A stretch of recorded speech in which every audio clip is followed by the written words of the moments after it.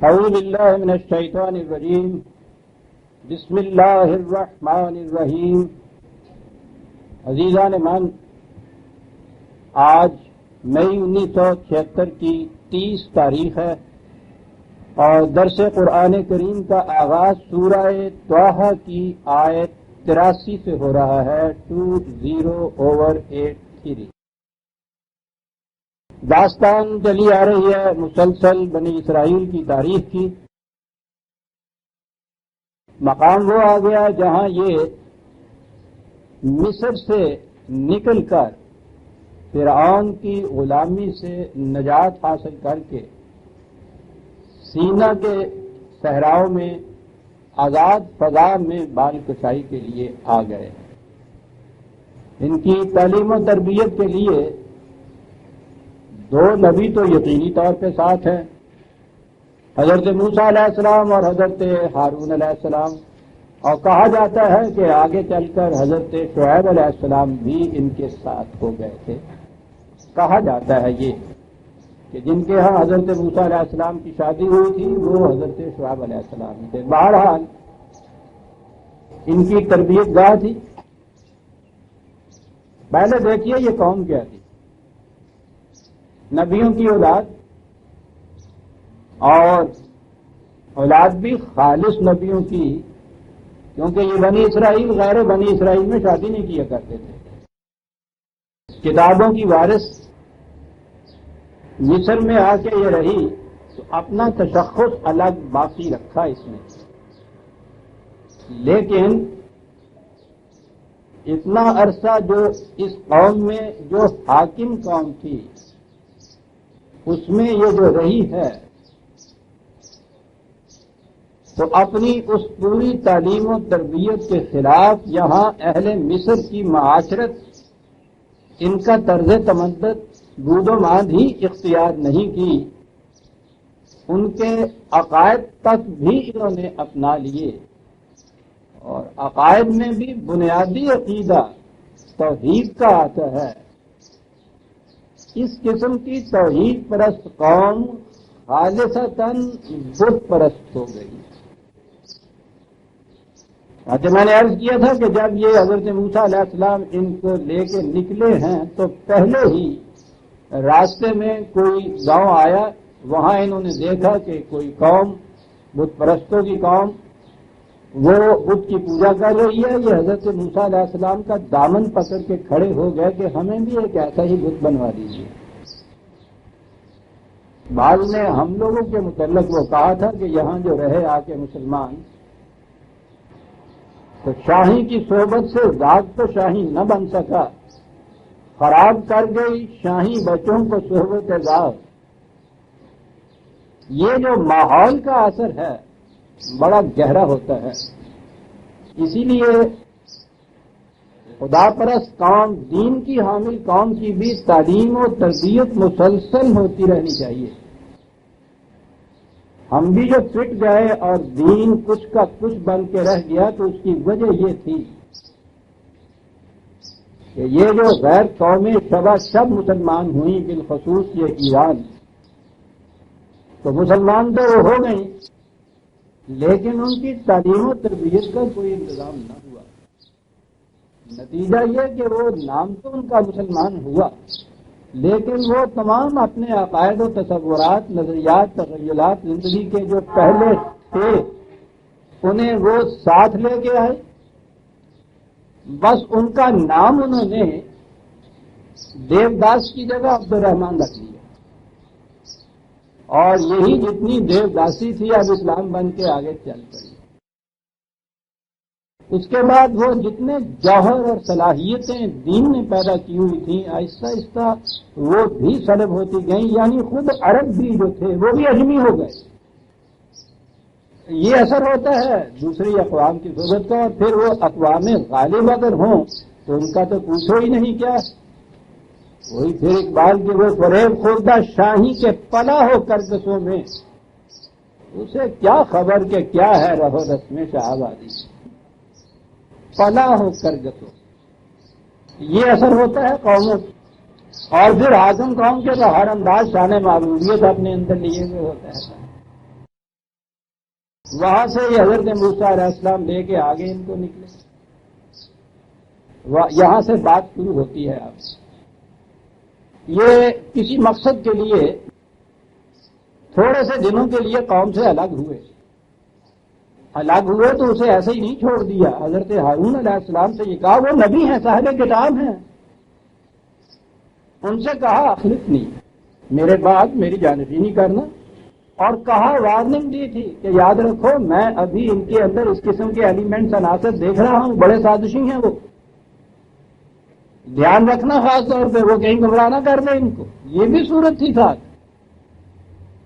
تھوڑے سے وقت کے لیے وہ ادھر گئے، ابھی آگے تفصیل آتی ہے، اور انہوں نے وہ بچڑے کو، گوسالے کو اس کا بت بنایا اور اس کی پرستی شروع کر دی۔ اتنے میں یہ اس کی ذرا وضاحت ضروری ہے کہ یہ سانڈ یا بیل یا گائے اس کی شکل کا یہ بت تھا جس کی یہ پرستش کر رہے ہیں۔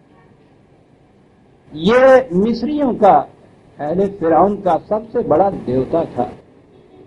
ہمارے ہاں ایک عجیب غلط فہمی چلی آتی ہے اور ذکر آ گیا ہے تو اس کا ازالہ بھی ضروری ہے۔ قرآن کریم میں سورہ توبہ میں ہے کہ وقالت الیہود عزیر ابن اللہ، عیسائی تو کہتے ہیں حضرت مسیح علیہ السلام کو اللہ کا بیٹا، اور قرآن میں یہ ہے کہ یہودی عزیر کو ابن اللہ کہتے ہیں۔ اب یہ بات کہ یہ عزیر کون تھا جس کو یہ ابن اللہ کہتے تھے، یہودیوں نے وہی اس کی تردید کر دی تھی۔ تاریخ ہمیں بتا رہی ہے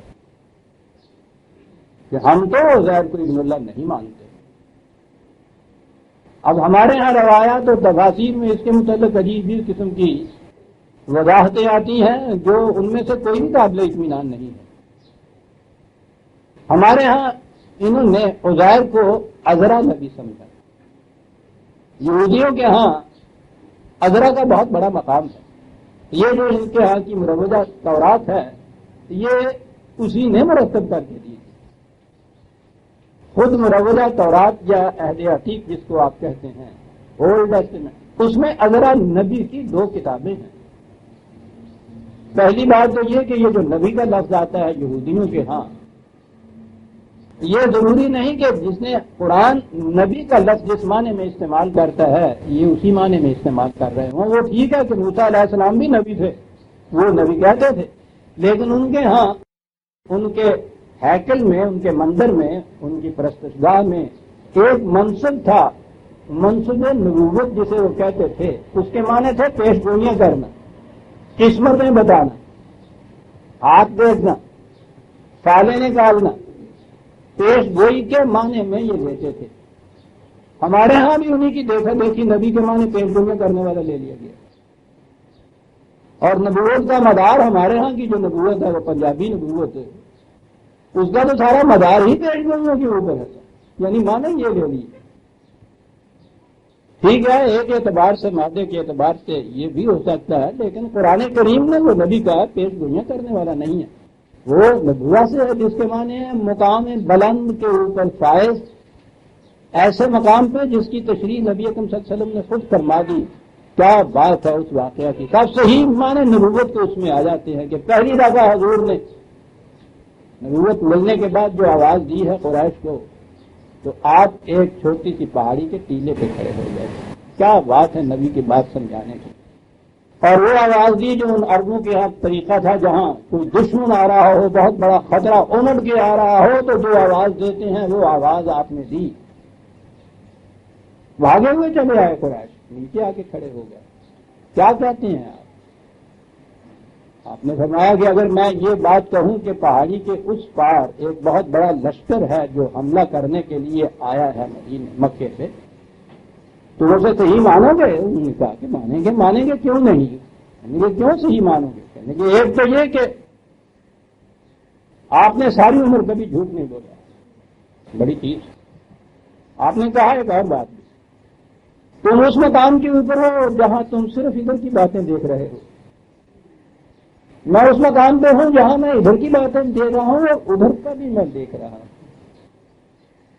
تو اس کی بات زیادہ سچی ہوگی نا جو دونوں طرف کو دیکھ سکے کہ ہاں ٹھیک ہے کہنے لگے مقام نبوت وہی ہوتا ہے کہ جو اس دنیا پہ بھی نگاہ رکھتا ہے اس دنیا پہ بھی نگاہ ہوتی ہے، اور اس علم کو وہی کہتے ہیں۔ اور اس کی روح سے میں تمہیں کہنے والا ہوں کہ یہ تیغ و کفن والا لشکر تو اس طرح سے نہیں آئے گا، تم زندگی کی جس روش پہ چل رہے ہو وہ تمہیں تباہ کر دے گا۔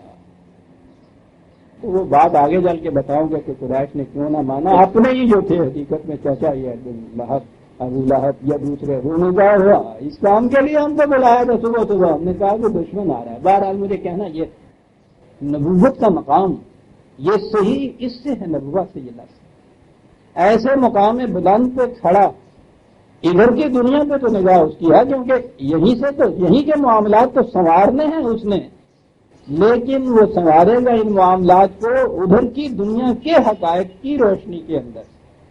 اسی لیے بڑے صحیح معنوں میں کہا ہے حالی نے کہ اتر کر حرا سے سوئے قوم آیا اور ایک نسخہ کیمیا ساتھ لایا۔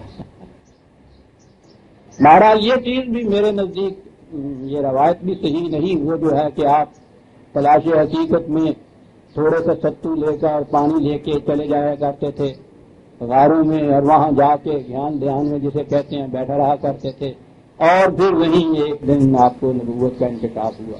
یہ چیز صحیح نہیں ہے۔ عربوں کے ہاں اس کا رواج ہی نہیں تھا، سوال ہی نہیں تھا، ان کے ہاں تو سبق آیا ہوا ہی نہیں تھا۔ آپ دیکھیں گے کہ ان کے یہاں ہر قسم کے غلط عقائد ملتے ہیں قریش وغیرہ کے۔ یہ جو چیز ہے نا غاروں میں جا کے تپسیا کرنا اور دھیان کرنا اور خلوت قدوں میں جانا، یہ عیسائیوں کے سینٹس کے ہاں یہ چیزیں موجود تھیں، عربوں کے ہاں بالکل یہ چیز موجود نہیں تھی۔ یہ تو بعد میں جب ہمارے ہاں تصوف آیا ہے اور انہوں نے اپنے ہاں خانقاہیں ایجاد کی اور خلوت قدے آئے اور زاویے اور دائرے، اور وہاں بیٹھ کے غاروں میں انہوں نے 40 دن کے چلے کرنے شروع کیے، تو اس کی تو سند کہیں سے نہیں ملتی تھی، تو اس کی سند کے لیے اس قسم کی روایتیں کر دی گئی کہ صاحب رسول اللہ صلی اللہ علیہ وسلم یہی کیا کرتے تھے۔ جی یعنی آپ کو نبوت بھی ان ریاستوں اور چلوں کے سبقوں میں ملی تھی، انہیں بھی وہ کشف اور الہام اسی طرح ملتا ہے، بس ذرا تھوڑا سا تو وہ کوانٹیٹیو فرق ہے نا، وہ ذرا اونچے درجے کا الہام اور کشف ہے، یہ ذرا چھوٹے درجے کا ہے، لیکن طریقہ تو وہی تھا اس کو حاصل کرنے کا۔ وہ بھی غاروں میں چلے جاتے تھے ستو اور پانی لے کے، ہم بھی آپ اسی طرح سے غاروں میں چلے جاتے ہیں اور خلوت قدوں میں چلے جاتے ہیں، وہ بھی وہاں دھیان کچھ اس قسم کا کیا کرتے تھے، ہم بھی مراقبے اور ریاستیں کرتے ہیں۔ اسی طرح سے ان کو ایک دن کے انکشاف ہو گیا، اسی طرح سے ہمیں بھی انکشاف ہوتا ہے۔ اپنے اس گلف ارحام اور اس خانقاہیت کی دلیل کے لیے یہ وضع کیا گیا کہ رسول اللہ صلی اللہ علیہ وسلم اس طرح غاروں میں جا کے تپسیا کیا کرتے تھے۔ معاذ اللہ، جس نبوت کے متعلق قرآن یہ کہہ رہا ہے حضور سے کہ تو کل تک یہ جانتا ہی نہیں تھا کہ کتاب کسے کہتے ہیں، نبوت ایمان ہوتا کیا ہے، وہ جو تیاریاں کر رہا ہو غاروں میں جا کے، اسے تو معلوم ہوتا نا کہ یہ کچھ جو میں کر رہا ہوں اس کا آخری نتیجہ کیا ہوگا، انہیں تو وہ کہہ رہے ہیں تمہیں کل تک اس کا علم نہیں۔ اور یہی تو وہ چیز ہے جو خارج سے علم آنے والا ہوتا ہے، اس کے لیے یہ شخص یوں تیاریاں کر کے خلوت قدوں میں اس کو حاصل نہیں کرتا۔ یہ چیز تو اکتسابی ہو گئی، جسے آپ یہ تصوف کے کشف اور الہام کہتے ہیں، جن کی کوئی حقیقت نہیں سوائے اس کے کہ فن ہے۔ لیکن نبوت کو بھی اگر آپ اسی کیٹیگری میں اسی زمرے میں شمار کرتے ہیں، اور نبوت حاصل کرنے کا طریقہ وہی بتا رہے ہیں جو سادھیوں سنیاسیوں کا، فقیروں کا، سیٹس کا ہوتا تھا، فرق کیا ہوا دونوں کے اندر؟ بڑی سازش ہوئی ہوئی عزیزان من ہمارے خلاف، بڑی سازش۔ نبی اس طرح سے تپسیا غاروں میں جا کے نہیں کیا کرتے تھے، نبوت ملا کر دی، وہاں سیدھا موجود ہے، بکریاں چراتے چراتے وہ اوپر چلا جاتا ہے آگ کی تلاش کی، اور وہاں سے آواز مل جاتی، یہ کون سے غاروں میں بیٹھے تھے؟ بہرحال بات میں نبوت کی کہہ مقام بلند پہ وہ فائز کہنا یہ رہا تھا کہ یہ جو یہودی نبی جس کو کہتے تھے، وہ ان کے ہاں ان دونوں میں فرق نہیں کرتے تھے۔ ان کے ٹیمپل، ان کے ہیکل میں، ان کے ٹیمپل میں یہ منصب دار ہوتے تھے، ان میں ایک منصب دار یہ ہوتا تھا اور بہت بڑا مانتے تھے اس کو، وہ لوگ پیشین گوئیاں کیا کرتا تھا، وہ اپنے عبرانی اعتبار سے اسے نبی کہا کرتے تھے۔ یہ جو تورات میں آپ کو نہمیہ نبی، یرمیہ نبی، یسع نبی، وہ جو نبی کے لفظ ملتے ہیں نا، یہ حضرات انبیاء کرام اس طرح سے نہیں تھے، جیسے قرآن کریم نے بتایا ہے، یہ وہ نبی تھے حقیقت میں۔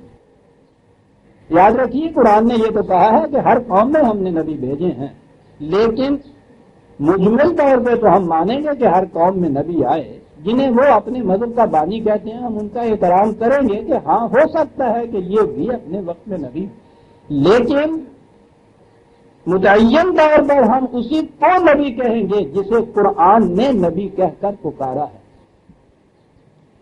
تو عذرا جو تھے ان کو تو قرآن نے نبی کہہ کے نہیں پکارا۔ یہودیوں کے ہاں عذرا نبی بھی کہتا ہے، ان کو فقیہ کہا جاتا ہے اصل میں زیادہ، عذرا فقیہ، کتابیں ان کی تورات میں شامل ہیں۔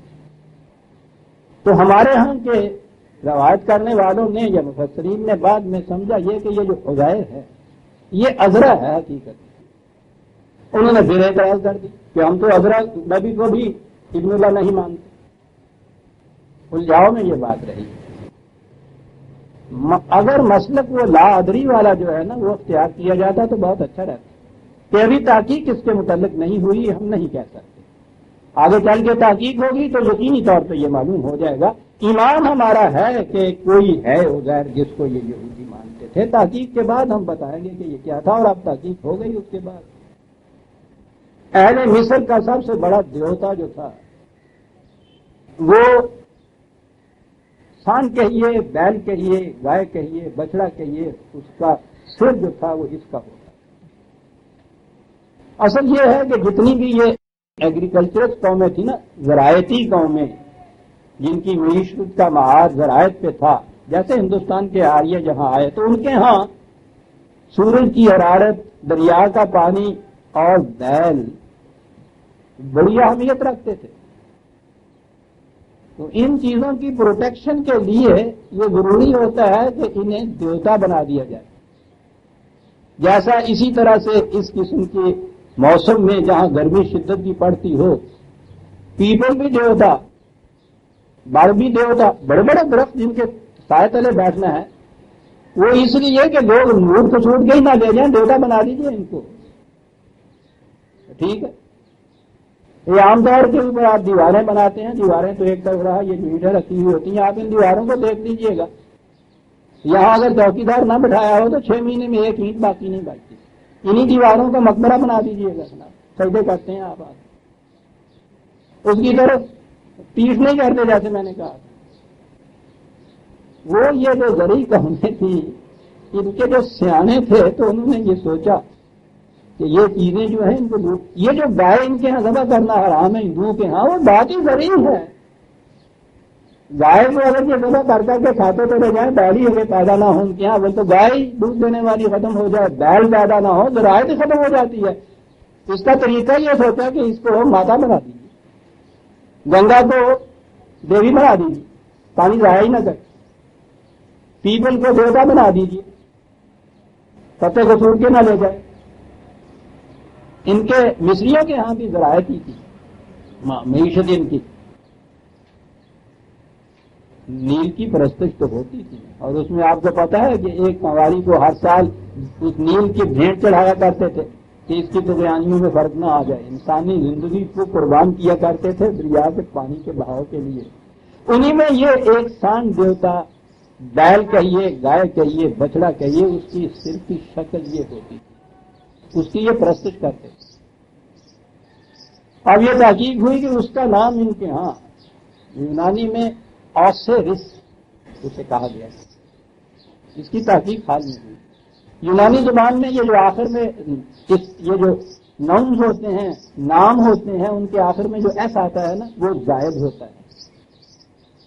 یہ اوسوری تھا، آزوری تھا، اسے انہوں نے اسوری لکھا اپنے ہاں۔ عبرانی میں جب یہ چیز آئی تو ازری ہوا، اور یہی ہے جو عزیر ہے۔ مصری اس کی پوجا کرتے تھے، پرستش کرتے تھے، اور اس کو ابن اللہ مانتے تھے،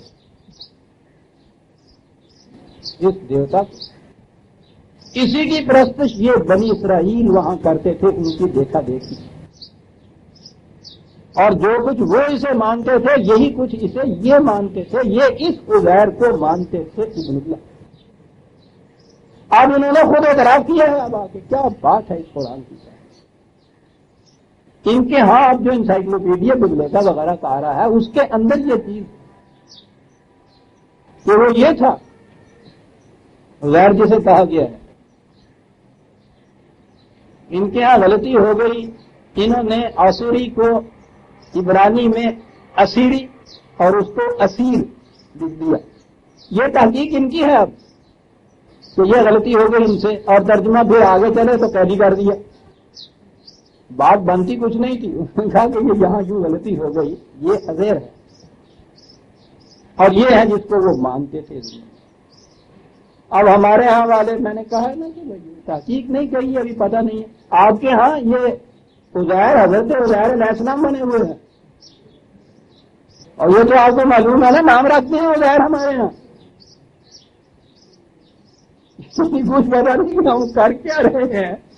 انہوں نے کہا کہ عیسائی حضرت مسیح کو مانتے تھے ابن اللہ، اور مسیح بھی ہمارے انبیاء کرام میں تھے، اور یہودی عزیر کو مانتے ابن اللہ، یہ بھی نبی تھے صاحب، ٹھیک ہے جی، زمرہ انبیاء میں کچھ شامل کر دیں، علیہ السلام نام لگا دیں، ان کا نہ رکھا جاتا ہے عزیر ہمارے۔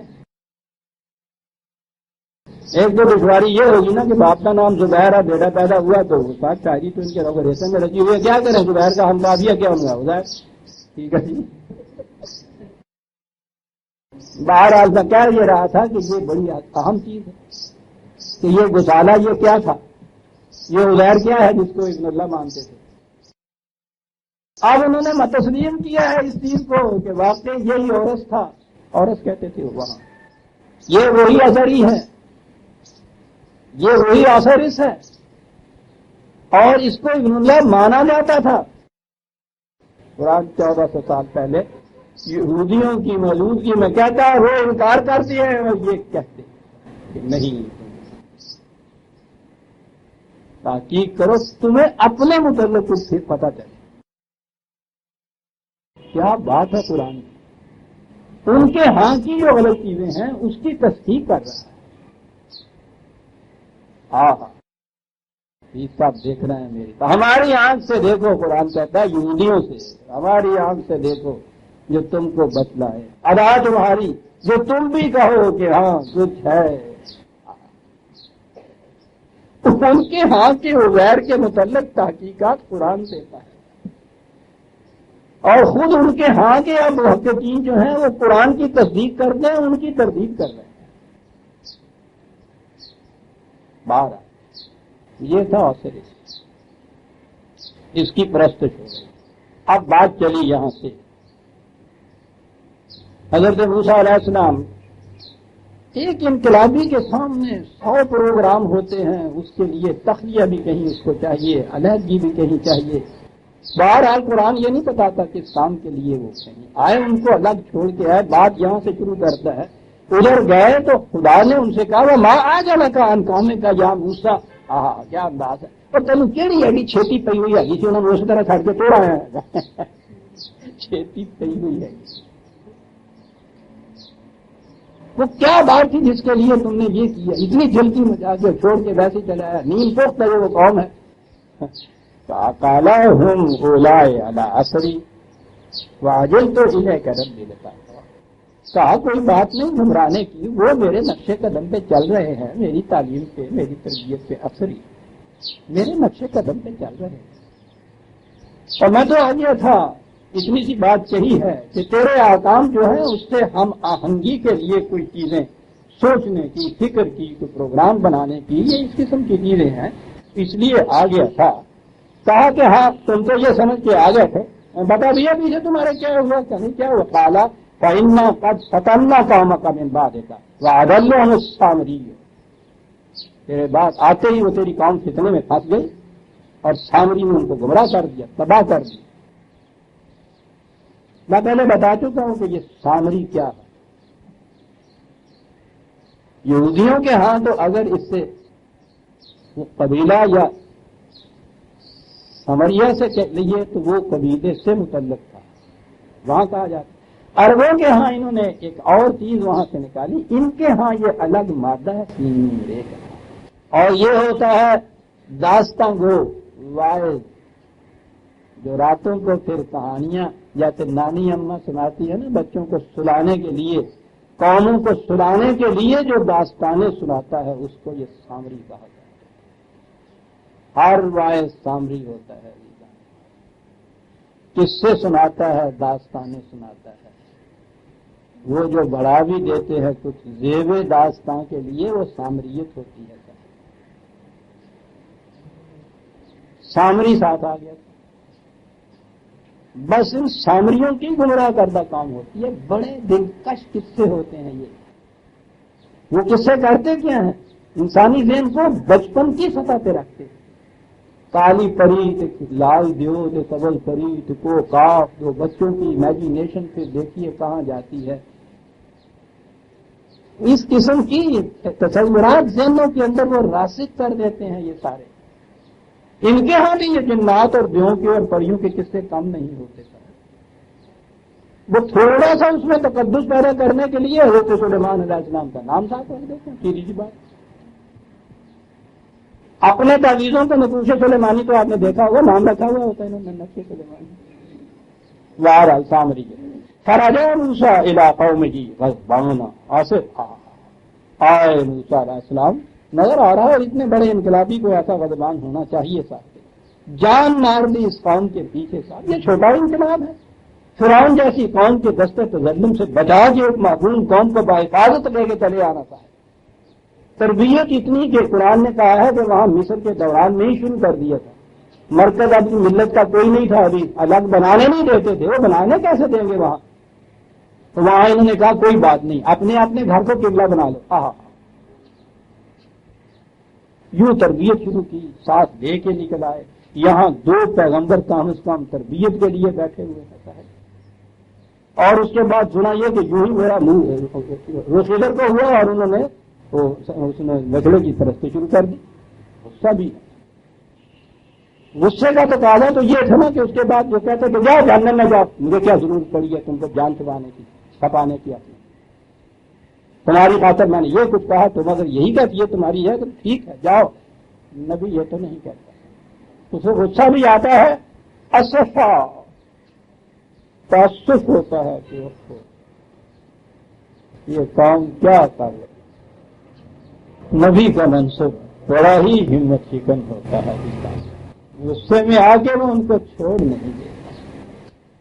قرآن کریم نے بھی ایسے مقام پہ جب یہ دیکھا، ایک دفعہ دیکھتا ہوا تو کہا کہ اللہ کا بات ہے نفس کا، تو اپنی جان بھلا لے گا ان کے پیچھے کہ یہ ایمان کیوں نہیں لاتے۔ قرآن کہہ رہا ہے جان بھلا لے گا، اور جب وہ آخر میں یہ چیز ہے کہ یہاں سے چھوڑ کے جانا پڑا ہے تو وہاں یہ کہا ہے حسرات کتنی حسرتوں کے ساتھ تو ان کو دیکھ رہا ہے کہ کیسے تباہ ہو رہے ہیں۔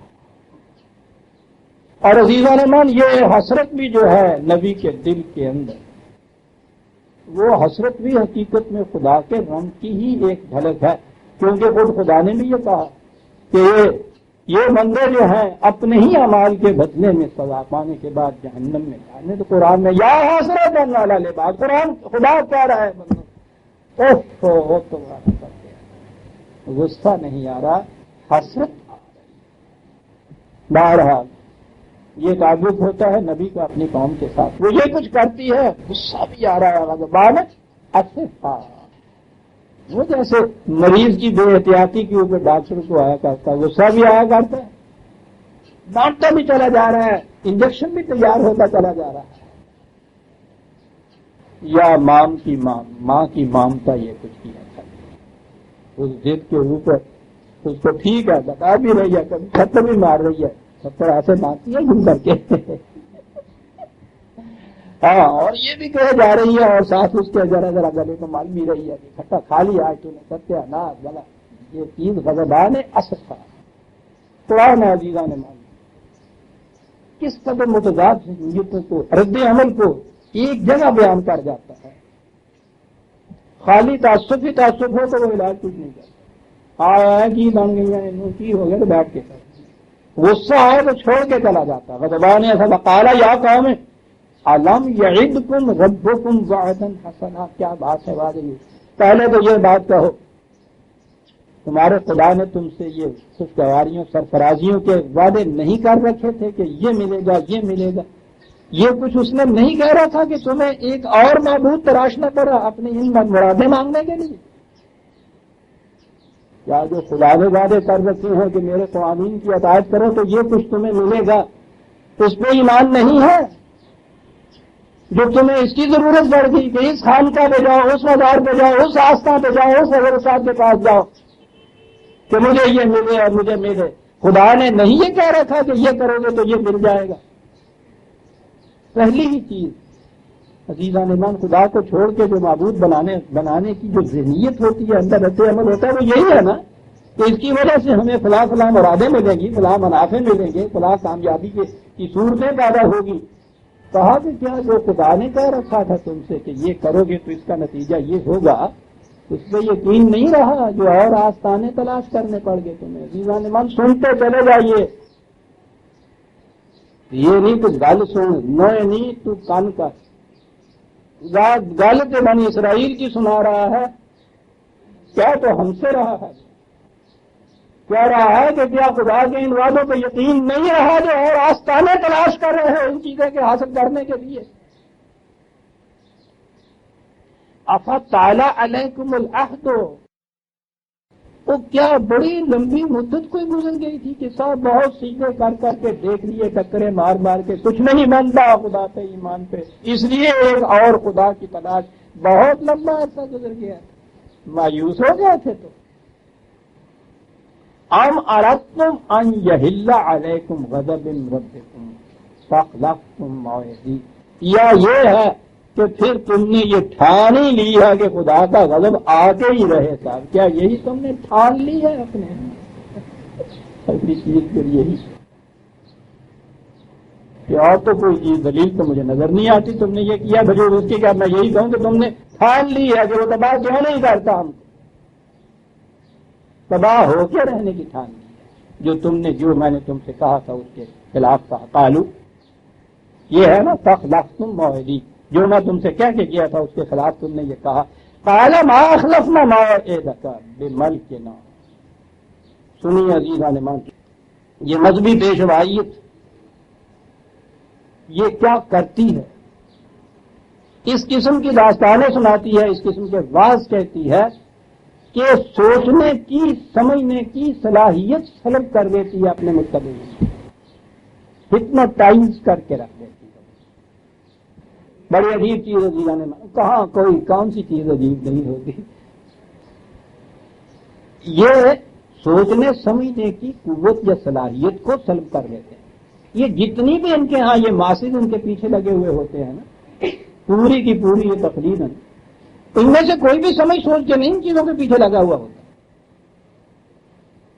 بس ٹھیک ہے عقیدت ہے ان کے ہاں کی، لگے ہوئے ہیں، باتیں ہیں بڑی پرسکون، چلے ہوئے ہیں سب، اور پھر اس کے بعد تو آپ دیکھتے ہیں کہ یہ ماسک تو ہپنوٹائز کر کے کیا کیا کام نہیں کرا دیتے، ان سے جانے دے دیتے ہیں ان کے کہنے کی، مال و دولت کو کوئی شے نہیں ہوتی، یہ کچھ کر لیتے ہیں۔ یہ سنیے قرآن کیا کہتا ہے، جواب ہے اس قوم کا کہ تم نے موسیٰ ہم سے کہا ہے کہ فاخلفتم، ہم نے خلاف ورزی کی، ہم نے خلاف ورزی اپنے اختیار و ارادے سے نہیں کی، پتہ نہیں اس نے کیا کر دیا ہمیں جو ہم نے کیا، یہ کرتے ہیں سامنے، ہم نے اپنے اختیار و ارادے سے نہیں، تو بھئی کیا کر دیا اس نے، سنیے کیا کیا کرتے ہیں۔ یہ سارا واز اس پہ ہوتا ہے کہ یہ دنیا ناپائیدار ہے، ایسا ہے، مال و دولت جو ہے یہ آنی جانی چیز ہے، یہ تو ناش ہے جس کے گرد یہ کتے منڈلا رہے ہیں، تمہارا گھر تو اگلی دنیا کا گھر ہے، یہاں کا یہ جتنا مال و دولت ہے، یہ سارا واز ہوتا ہے اسے خدا کے راستے میں دے دو، یہ کچھ کر کے جسے لیے پسند آندے ہیں کہ نہیں نا اس کا مجھے ترجمہ نہیں آتا، تیار ہو جاتے ہیں دودھ دینے کے لیے، تو آخر میں یہ ہوتا ہے کہ آپ دیکھیے نا کہ یہاں ہم نے ایک مسجد بنانی ہے، یہاں دارالعلوم کھولنا ہے، یہاں مکتب کھولا جائے گا، اس کے لیے یہ ضرورت ہے خدا کی راہ کے اندر کہ یہ جو جتنی تنقید ہو رہی تھی نا مال و دولت کی، وہ اس لیے ہو رہی تھی کہ تمہاری نگاہوں میں وہ قابل نفرت ہو، اور وہ سارے کا سارا اتار کے یہاں مجھے دے جاؤ۔ سامری کہا ہم سے کیا اس نے، کہا ولیکننا حملنا اوزار من زینت القوم فقذفناها فكذلك القى السامری ہم وہاں سے مصر سے آتے وقت کچھ تھوڑا بہت زیور اپنے ساتھ لے آئے تھے. اس نے ہمیں بہت کہہ کے یہ کچھ کرایا کہ مفت زیور یہ کیا کرو گے؟ تمہارے لیے یہ وبال گوشت، تمہارے لیے یہ وہ اوزان دوش بنا ہوا ہے، کیوں اٹھائے اس کو پھرتے ہو؟ کیا کام دے گا تمہیں یہ زیور؟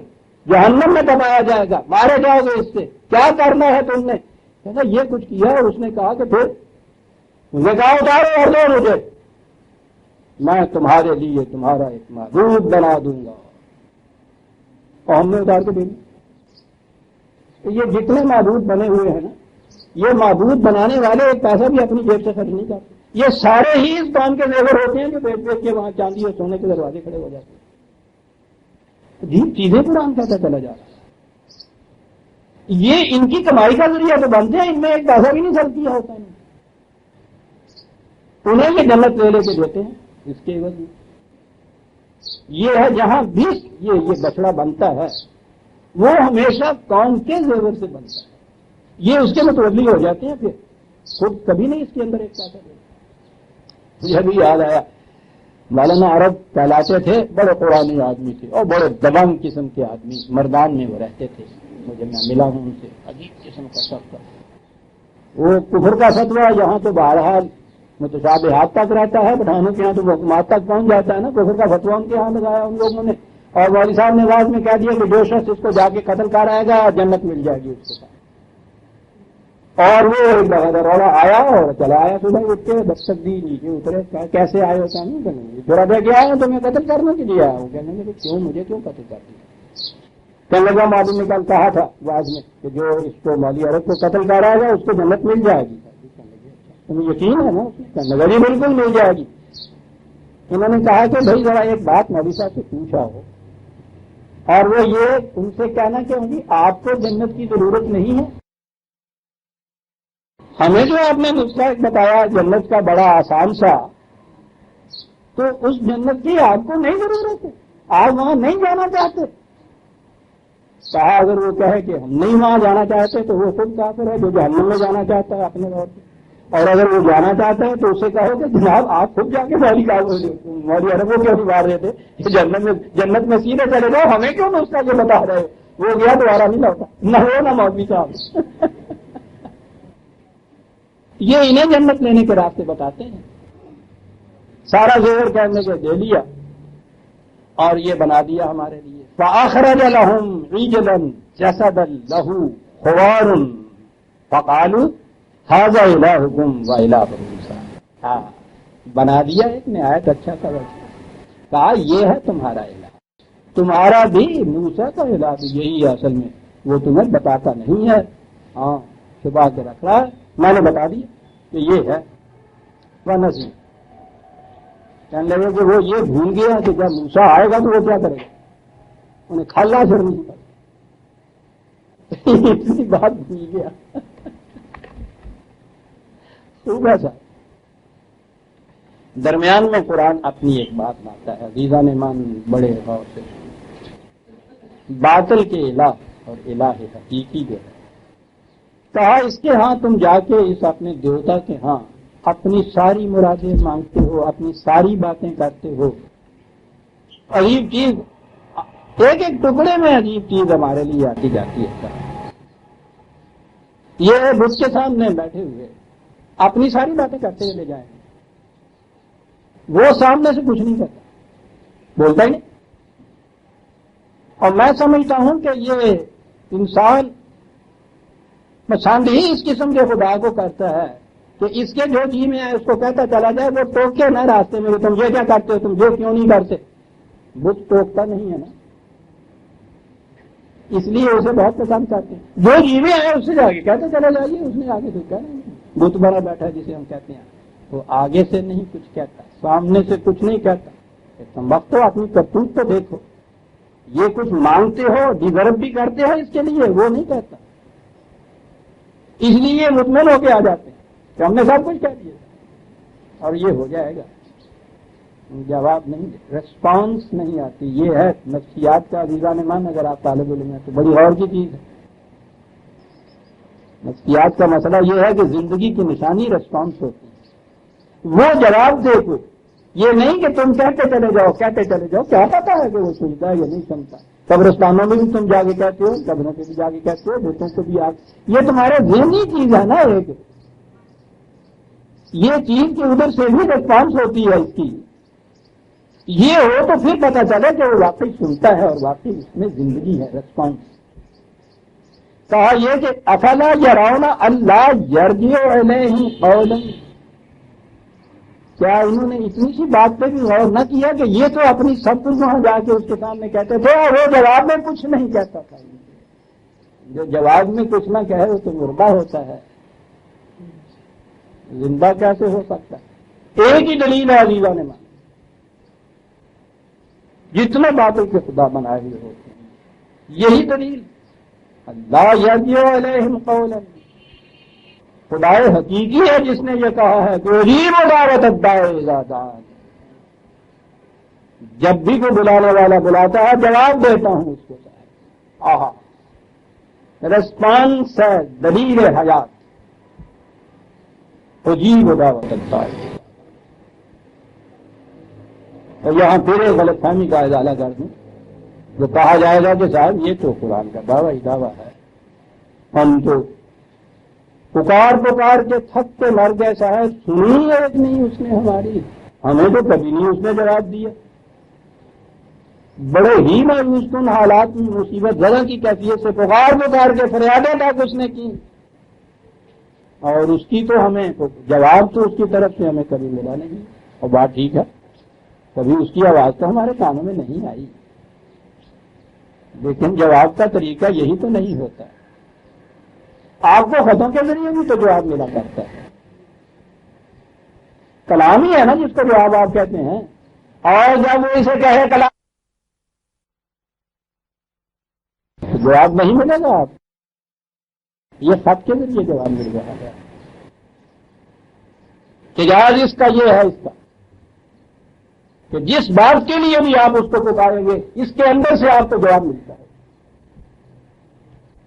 بولتا ہے خدا اس کے لیے، کلام اللہ نے کہا، اس میں صاحب سیدھی سی بات ہے، جواب کلام ہی کو کہتے ہیں نا، اس نے یہ کہا تھا کہ وہ بت جو ہے وہ تو بات نہیں کرتا، بات ہی کرنے کے لیے کہتے ہیں نا آپ کو، تو بات کے لیے کیا ضروری ہے کہ ساتھ آپ بلائے تو آپ کی طرح سے ہی آواز آپ کے کان میں آئے، جب میں نے ابھی عرض کیا ہے کہ خط کے ذریعے بھی تو آپ کا جواب مل جاتا ہے آپ کی بات کا، اور کلام کو کسی نے محفوظ کر دیا ہو، ریکارڈ کر دیا ہو، آج کی اصطلاح میں کہہ رہا ہوں تو ایک ریکارڈر میں بھر دیا ہو،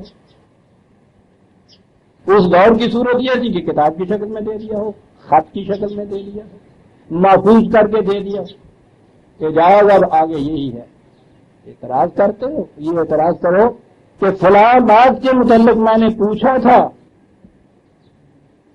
اس کا جواب مجھے نہیں ملا، ہم بتائیں گے کہ اس نے دیا ہوا ہے جواب،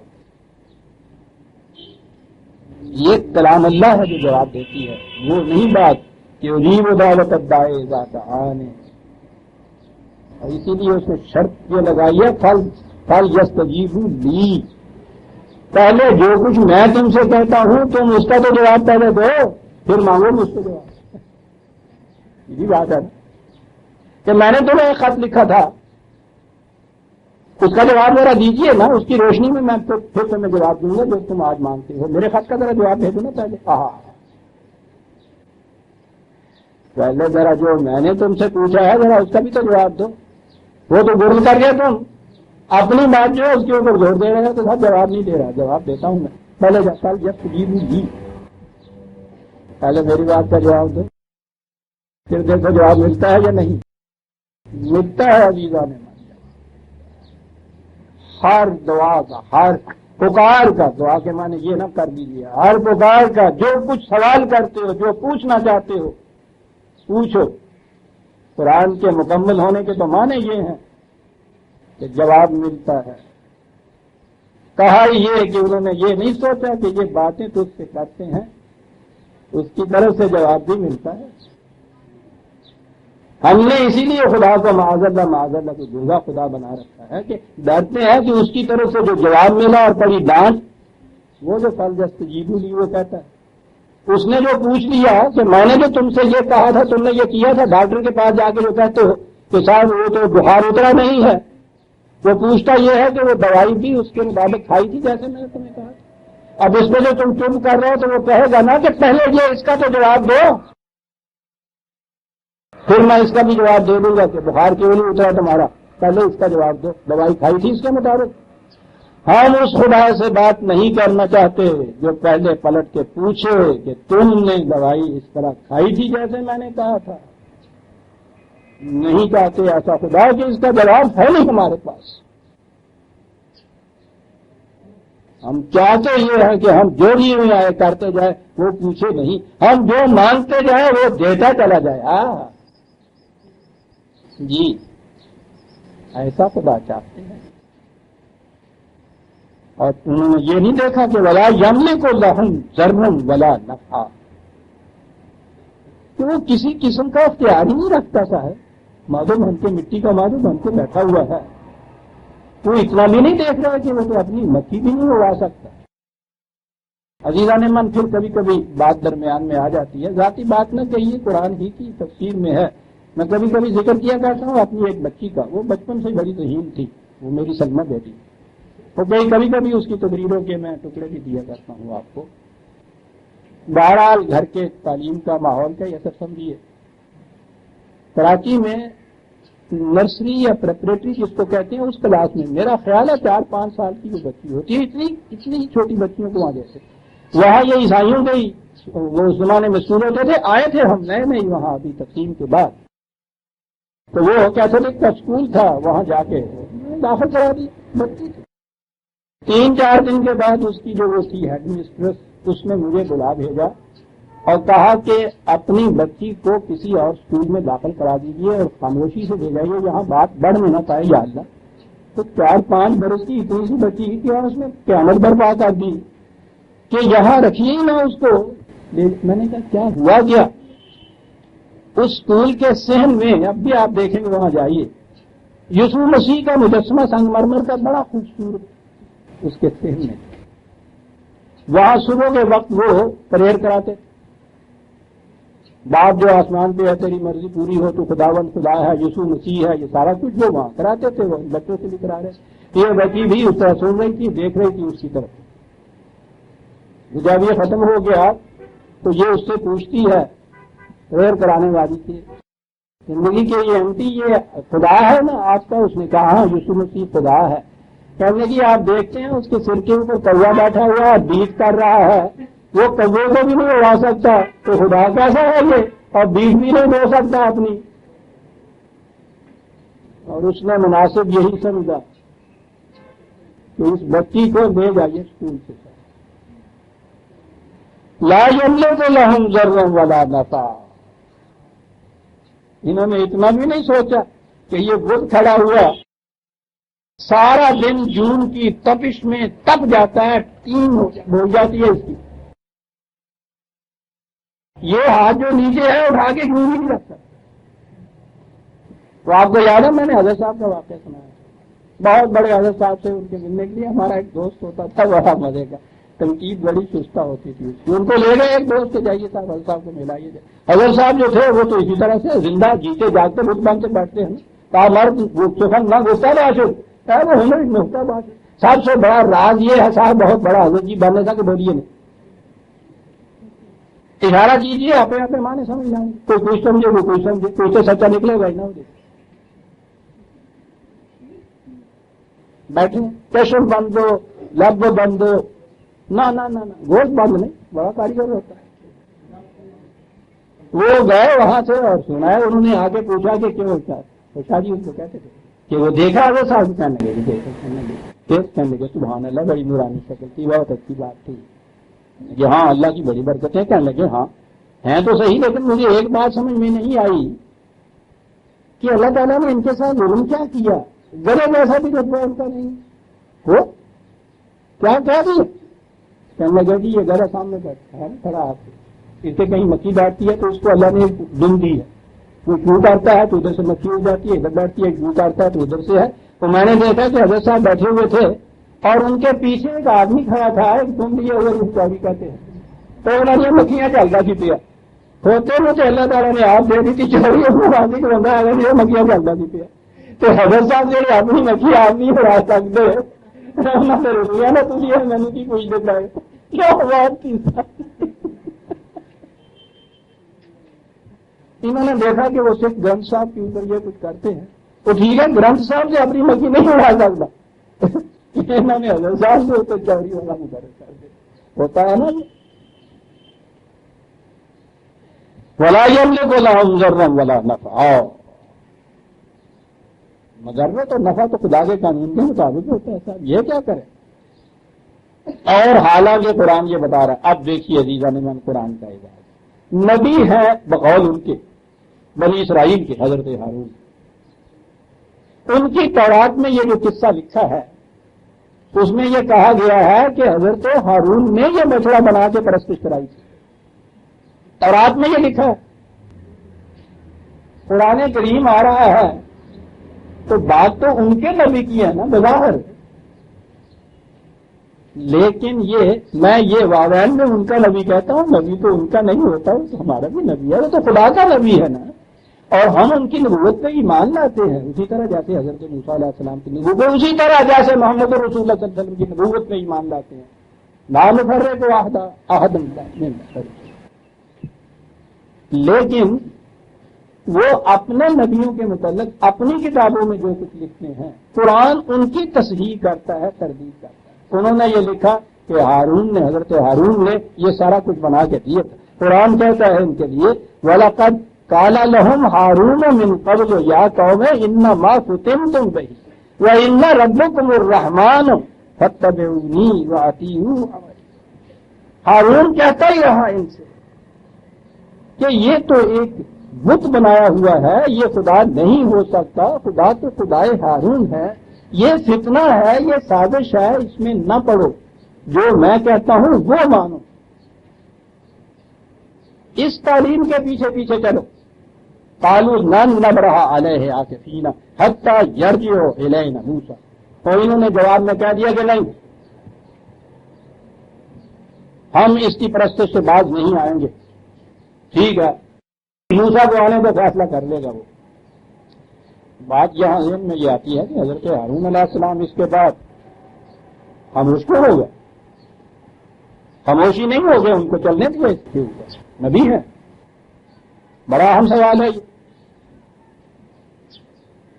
عزیزان من اس کا جواب وہ آتا ہے جواب سنیے اور اس کے بعد سوچیے ہم کس مقام پہ کریں قال یا ہارون حضرت موسیٰ علیہ السلام نے ہارون سے پوچھا ان کی ایبسنس میں عدم موجودگی میں یہ واقعہ ہوا تھا کہ آپ تو یہاں موجود تھے ماں مانا تھا اللہ تتبع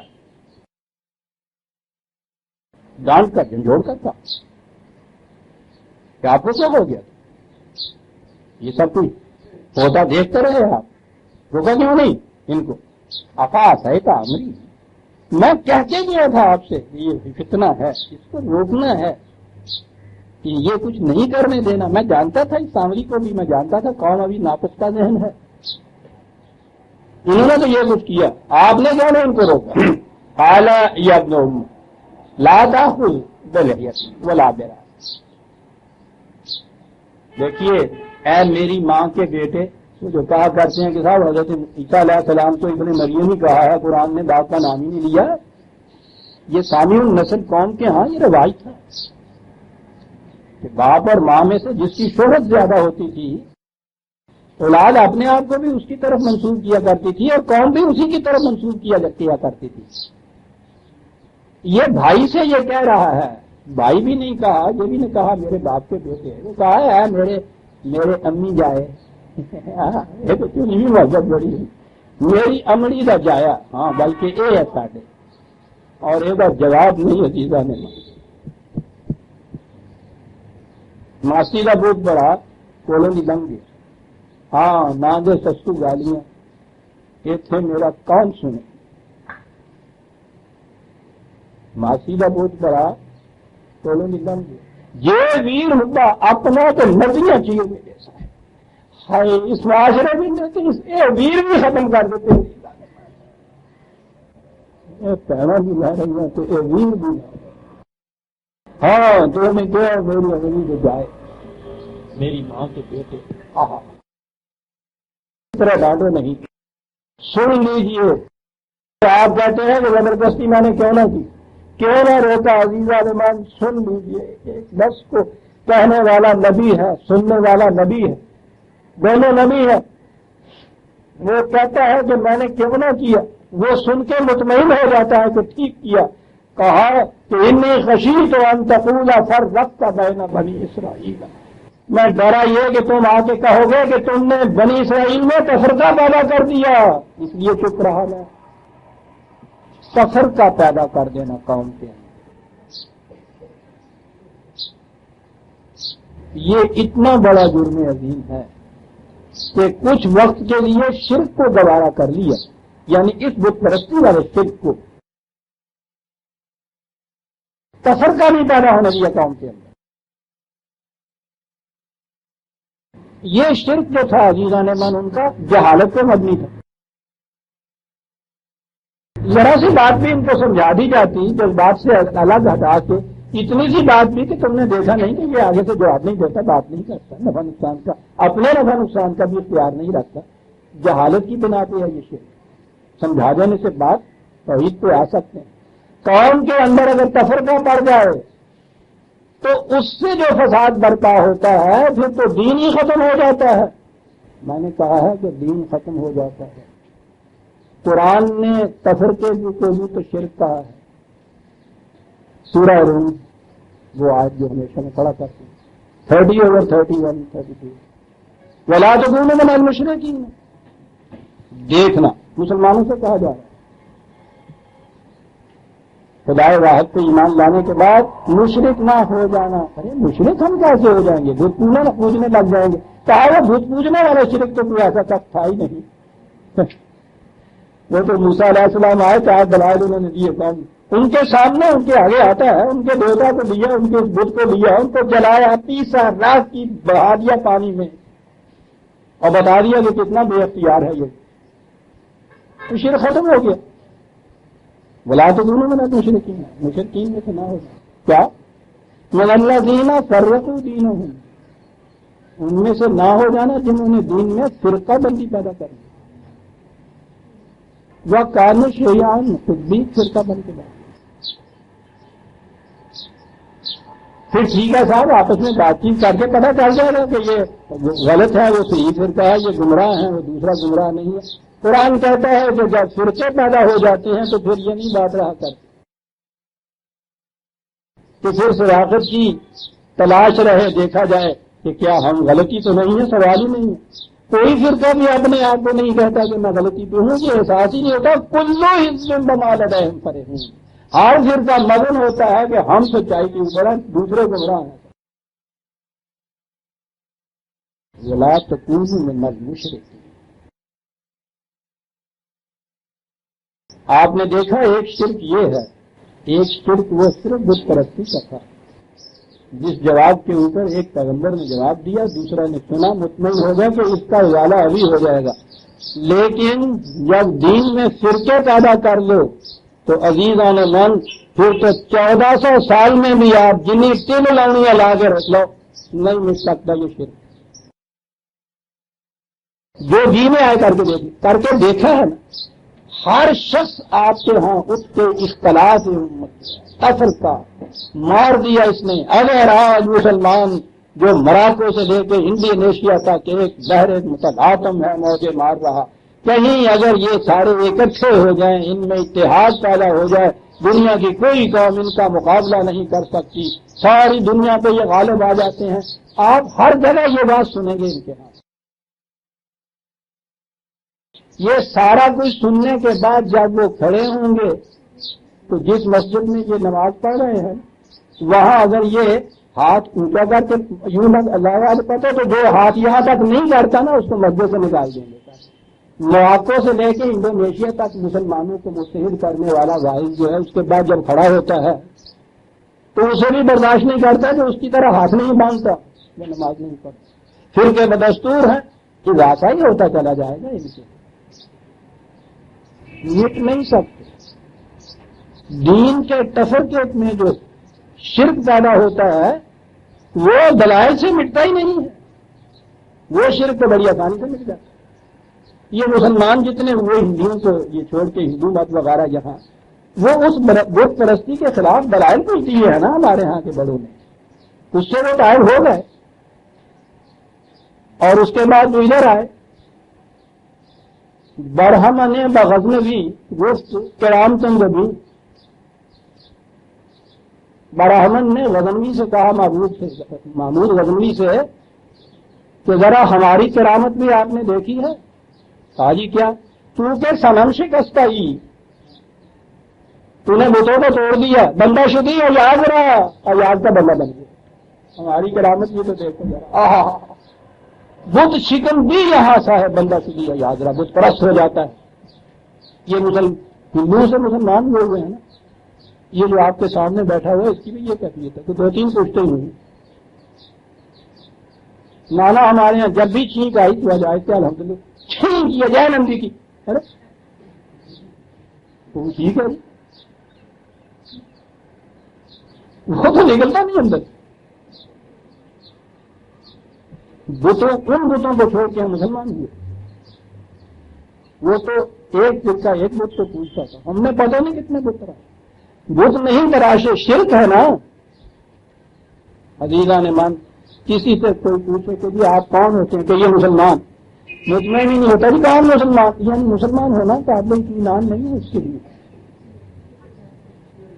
روز کا تجربہ ہے میرے یہ جو قرآن کریم کو حبل اللہ ماننے والے روز آگے کہتے ہیں کہ جب کہتے ہیں کسی سے تو آگے وہ کہتا ہے کہ نہیں صاحب دسو نہیں کہنا مسلمان، کون سے مسلمان؟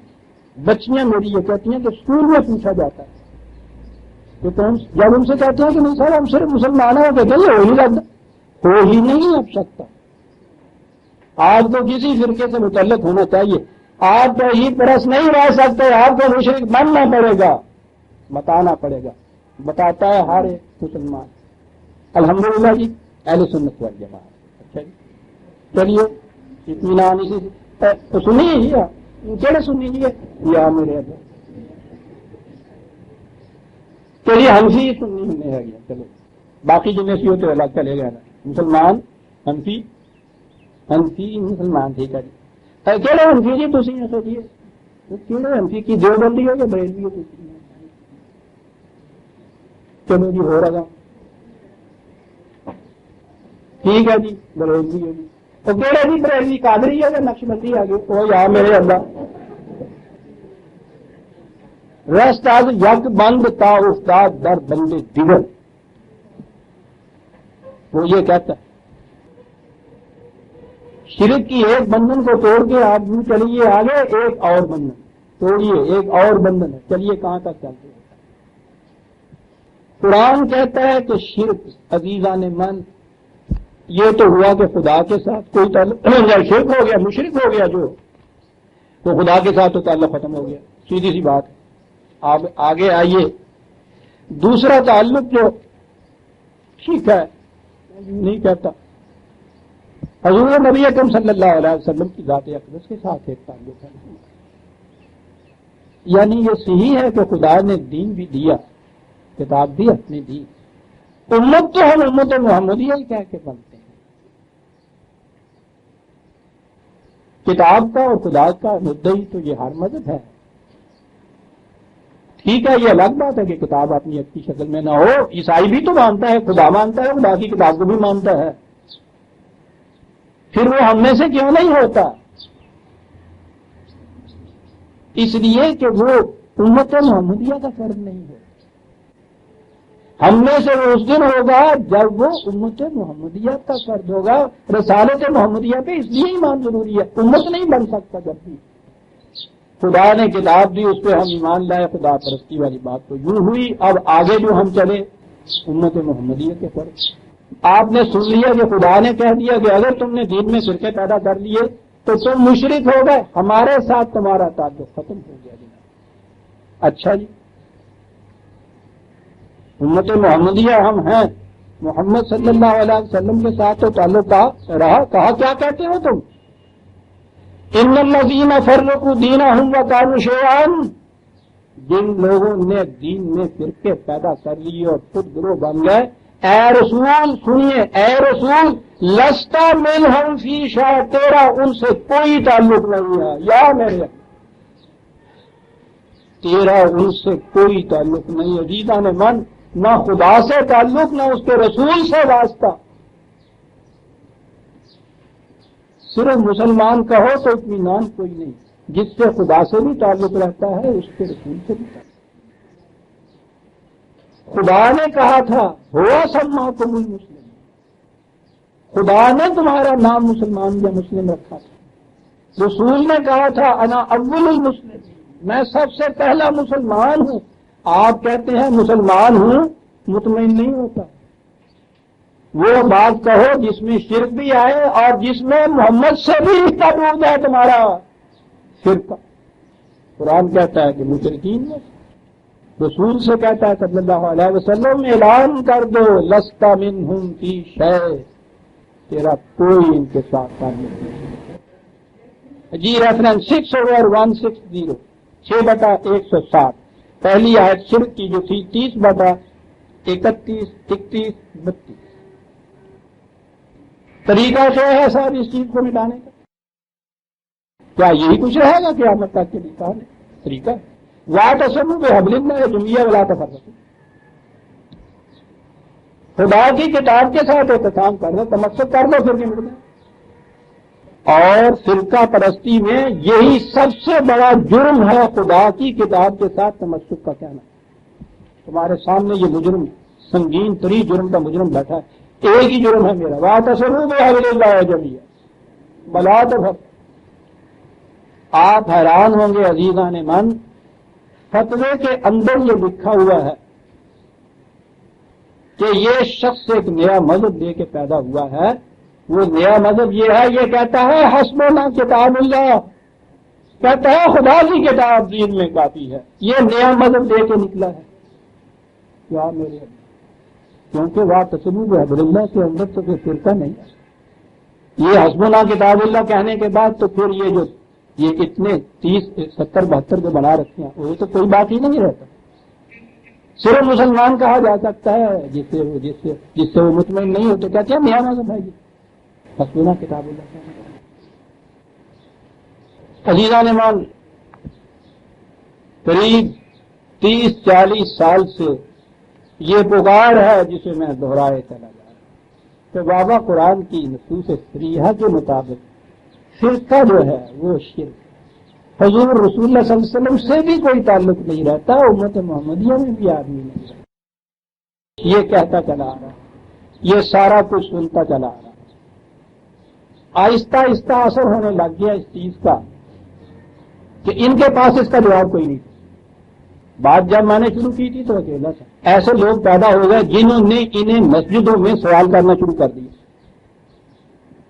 مولوی صاحب یہ بتائیے، آپ جو کہتے ہیں کہ حنفیوں کی مسجد ہے یا ہماری سنت جماعت ہے، یا ہم قرآن کریم نے یہ کہا ہوا کہ فرقہ بندی شرک، اس کا کیا جواب ہے؟ اس کا کوئی جواب نہیں۔ یہ ایک چیز چلی، مجھے اس سے خوشی ہوئی کہ بہرحال ان کو مجبور کیا گیا ہے۔ اب سوچیں گے تو صحیح نا کہ کیا جواب دیں، کوئی جواب نہیں تھا ان کے پاس۔ جواب جو آیا اس سے پہلے ایک بات سن لی کہ جب اس مقام کے اوپر وہ پہنچ جاتے ہیں،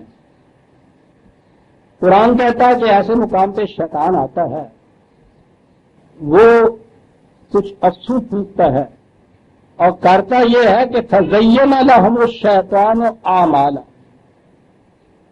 وہ ان کے غلط اعمال کو مزین کر کے دکھا دیتا ہے۔ ہاں بہت صحیح، 16/16/63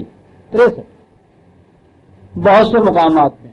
دوسرے مقام پہ یہ ہے کہ جب وہ مزین بناتا ہے تو ان کا سوء عمل جو ہے وہ ان کو بڑا حسین بن کے دکھائی دیتا ہے، پھر سوء عمل حسین بن کے دکھائی دیتا ہے۔ ٹھیک ہے، شیطان کا کام ہی ہے کہ وہ اس طرح کان میں کچھ پھونکے۔ عزیزان مان، اس مقام پہ یہ پہنچ گئے تو ہمارے ہاں کے فرقوں کے مدعی، ان کے پاس کوئی جواب نہیں بن پڑتا۔ کسی نے ان کے کان میں آ کے افسوس پھونکا تو یہ فرقے ہیں ہی نہیں، یہ تو مکاتب فکر ہیں.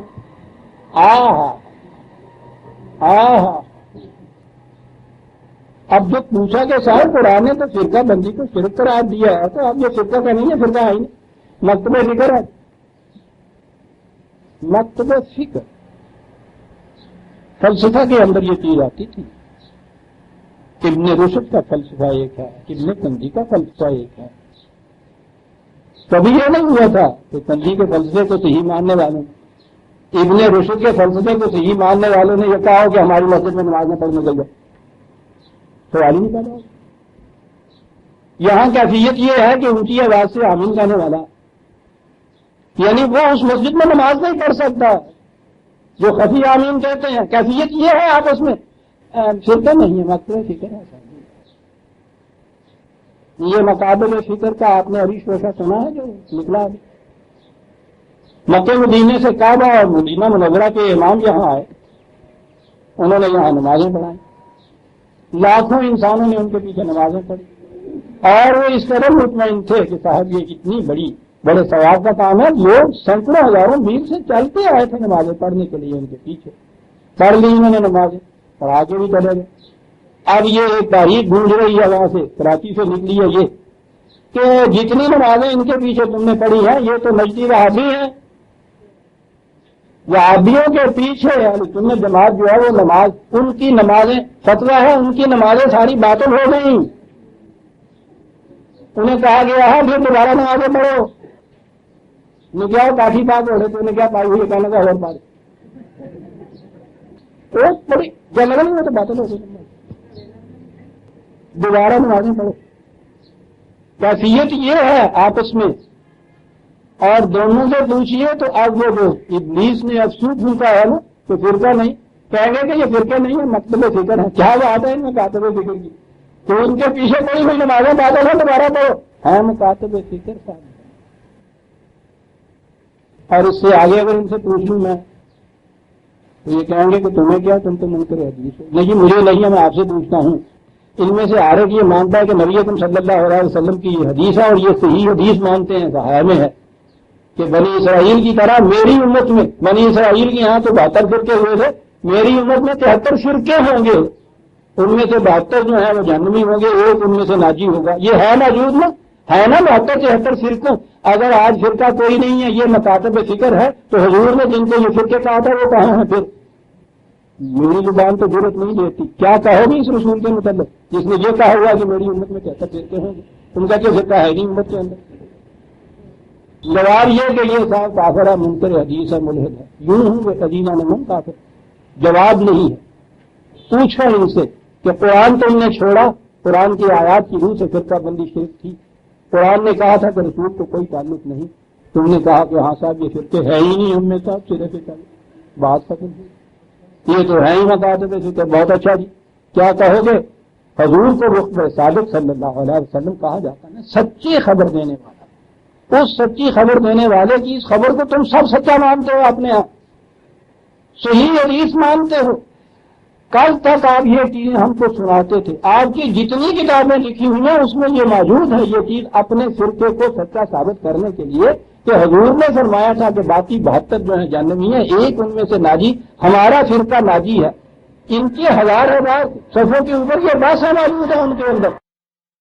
جب قرآن کی آیت سے یہ گھر گئے، کارنر ہو گئے، جواب نہیں کوئی مان پڑا، تو اس کے بعد کہہ دیا کہ صاحب فرقہ تو ہے کوئی نہیں، مسلمانوں میں فرقہ کوئی نہیں. یہ تو مقابلے فکر. عزیزان من، کبھی امت کوئی گمراہی کو چھوڑ کے کسی طریقے سے بھی صحیح راستے کی طرف آنے کا ذرا بھی اس کو خیال ہو جاتا ہے نا، فوراً وہ اثر پھونکتا ہے کان میں آ کے کوئی. اور وہ یہ ہے کہ زین لہم، فرقہ بندی مزین ہو گئی ان کے ہاں، مکاتب میں فکر کا نہیں. اب ان کے یہاں آپ دیکھیں گے جہاں جہاں ان کے مضمون آتے ہیں نا مکتب فکر لکھا ہوا ہوتا ہے. اور بہت خوش ہے اس کے بعد یخادعون اللہ والذین آمنوا، دھوکہ دے رہے ہو تم خدا کو بھی ایمان والوں کو بھی. وما یخدعون الا انفسهم، انہیں کیا دھوکہ دو گے؟ اپنے آپ کو دھوکہ دے رہے. فرقے کو مکتب فکر کہہ کر مطمئن ہو کے بیٹھ جانا کہ ہم فرقہ پرست نہیں ہیں، ہم پہ قرآن کی یہ آیات منطبق نہیں ہوتی اگر خود فروغی نہیں ہے عزیزان من تو اور کیا ہے۔ ہاں اس نے کہا تھا کہ میں نے اس لیے نہیں روکا تھا بنی اسرائیل کو کہ تو ہی آ کے کہے گا کہ تو نے اس میں تفرقہ ڈال دیا قوم کے اندر۔ وَلَمْ تَرْقُمْ قَوْلِي، انتظار نہ کیا کہ میں آ جاؤں تو پھر یہ بات سوچیں کہ کیا کرنا چاہیے۔ کہا کہ مجھے ڈر تھا کہ تم ہی آ کے مجھ سے یہ کہو گے کہ تم نے فرقہ کیوں پیدا کر دیا، تم ہی کہو گے۔ میں نے اس لیے گوارا کر لیا، اب تم آ گئے ہو، ٹھیک ہے بات چلتے۔ یہ بات پہلی ہوئی بنی اسرائیل سے کہ تم نے یہ کیا۔ دوسری بات ہو گئی حضرت ہارون سے کہ یہ معاملہ تو یوں صاف ہو گیا۔ مطمئن ہو گئے حضرت موسیٰ بھی، اتنے غضبان آئے ہوئے جب یہ کہا کہ اس سے یہ تھی مطلب کہ فرقہ نہ پیدا ہو جائے قوم کے اندر۔ اور اس کے بعد کالا فما خطبوں کا یا سامریو، جی سامری صاحب آئیے تمہارے ساتھ آئیے تو یہ آپ نے کیا کیا، اور بات کیا 10 یہ ہم آئندہ لیں گے۔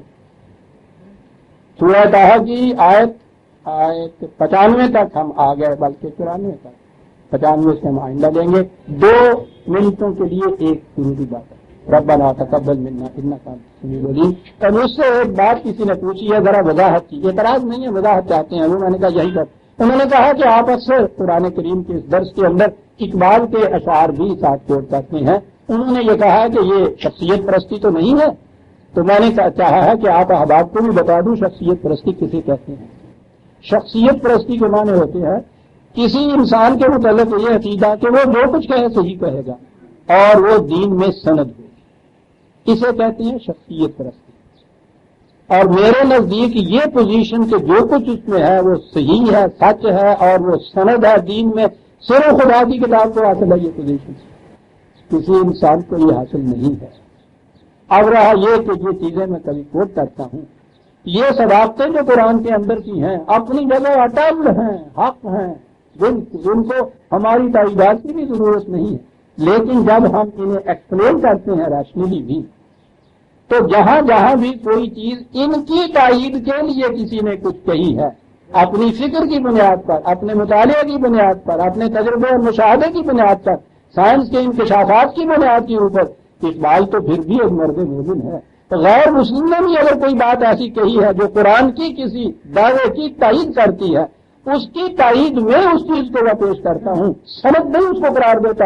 سند خدا کی کتاب، اس خدا کی کتاب کو صداقت اس نے بھی مان لیا، اس لیے اس کا قول تائیدن پیش کر دیتا ہوں۔ باقی رہا اقبال یا کوئی اور عزیزان من، جہاں جہاں میں نے دیکھا ہے کہ وہ بھی قرآن سے کوئی خلاف میری بصیرت کے مطابق انہوں نے دھڑلے سے مخالفت کی ہے، وہ خالصت نہیں ہے، یہ اختلاف ہے۔ انہوں نے یہ بات کہی، میرے نزدیک یہ چیز قرآن کے مطابق نہیں ہے۔ بات یہ ہے، آپ احباب نے اگر دیکھا ہوگا مصنوعی اسرار و رموز کی جو شرح شائع ہوتی تھی 3-4 سال تک وہ ہوتی رہی طلوع اسلام میں، 1956 سے 1959 تک، اس میں آپ دیکھیے گا کتنے مقامات اس میں آتے ہیں جہاں یہ میں نے چیز کہی ہے کہ یہاں صاحب ہو گیا ہے اقبال سے، یہ چیز قرآن کی اس آیت کے خلاف جاتی ہے میری بصیرت کے مطابق، اس لیے میں اس سے متفق نہیں ہوں، غلطی کر گئے وہاں کا، اس کو شخصیت پرستی کہتے ہیں۔ یہ ہے وہ چیز جس کے لیے اقبال یا کسی اور کی، حتیٰ کہ مغرب کے مفکرین کی، غیر مسلموں تک کی، یہ چیزیں جو میں پیش کرتا ہوں قرآن کی صداقت ابدی کی تائید میں جو چیز آتی ہے اسے پیش کرتا ہوں، جو اس کے خلاف ہوتی ہے اس کو رد کرتا ہوں، اسے شخصیت پرستی نہیں کہتے۔ شکریہ۔